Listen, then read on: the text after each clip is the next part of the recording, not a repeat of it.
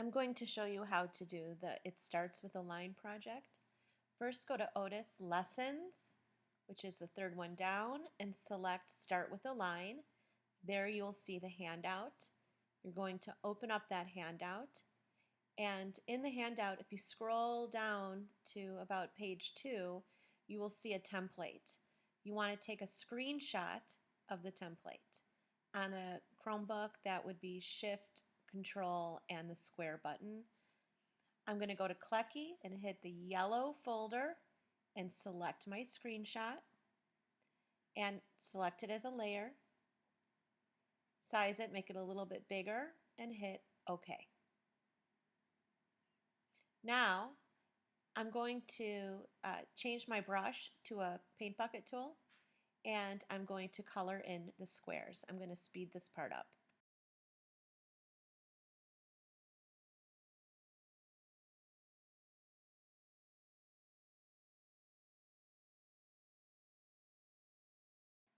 So now you're ready to put either your black or white lines and shapes, but first you want to make a new layer. I hit the plus. I'm going to name this layer black lines or black and white lines. It's really important that you make a new layer because if you don't put it on its own layer, you're going to have some issues. I'm going to go to my paintbrush and I'm going to draw squiggles, lines, squares, shapes, anything. And I am able to erase and not erase the color because it's on its own layer. I can also go to the shape tool and I can put shapes in. Underneath the color square you can see there's a line, there's a circle, there's a square, so you can just select which one you want and make as many shapes as you want. Just remember to use black or white. By clicking on the paintbrush, if you make it a little bit bigger, like maybe a size 18-ish, you can actually click and it'll make polka dots. So there's all sorts of shapes, lines that you can use with the paintbrush and with the shapes.